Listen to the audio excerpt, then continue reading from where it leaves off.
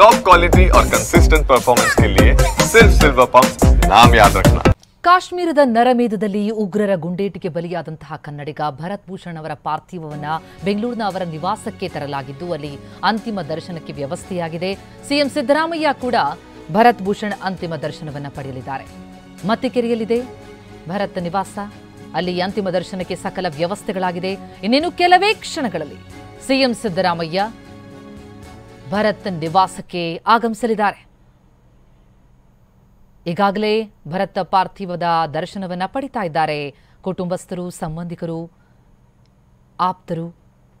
ಅದಕ್ಕಾಗಿ ಸಕಲ ವ್ಯವಸ್ಥೆಯನ್ನು ಅಲ್ಲಿ ಮಾಡಿಕೊಳ್ಳಲಾಗಿದೆ. ಪತ್ನಿ ಪುತ್ರನೊಂದಿಗೆ ಕಾಶ್ಮೀರಕ್ಕೆ ಹೋಗಿದ್ದಂತಹ ಭರತ್ ಉಗ್ರರ ಗುಂಡೇಟಿಗೆ ಬಲಿಯಾಗಿಬಿಟ್ರು. ಖುಷಿ ಖುಷಿಯಾಗಿ ಕಾಶ್ಮೀರದ ಸಿಹಿ ನೆನಪುಗಳೊಂದಿಗೆ ವಾಪಸ್ಸಾಗಬೇಕಿತ್ತು. ಆದರೆ ಉಗ್ರರ ಅಟ್ಟಹಾಸಕ್ಕೆ ಬಲಿಯಾಗಿ ಪಾರ್ಥಿವವಾಗಿ ಶವವಾಗಿ ಬಂದಿದ್ದಾರೆ. ಆ ನೋವು ಇಡೀ ಕುಟುಂಬಸ್ಥರನ್ನ ಆವರಿಸಿದೆ. ಪತ್ನಿಗೆ ದಿಕ್ಕೆ ತೋಚದಂತಾಗಿದೆ. ಪತ್ನಿಯ ಕಣ್ಣೆದುರೇ ಗುಂಡೇಟಿಗೆ ಬಲಿಯಾದದ್ದು ಭರತ್. ಈ ಘಟನೆಯನ್ನ ಖಂಡಿಸಿದ್ದಾರೆ ಸಿಎಂ ಸಿದ್ದರಾಮಯ್ಯ. ಇನ್ನೇನು ಕೆಲವೇ ಕ್ಷಣಗಳಲ್ಲಿ ಭರತ್ ನಿವಾಸಕ್ಕೆ ಆಗಮಿಸಿ ಭರತ್ ಪಾರ್ಥಿವದ ದರ್ಶನವನ್ನು ಪಡೆಯಲಿದ್ದಾರೆ ಸಿಎಂ. ಬೆಳಗ್ಗೆ 3:30 ಸುಮಾರಿಗೆ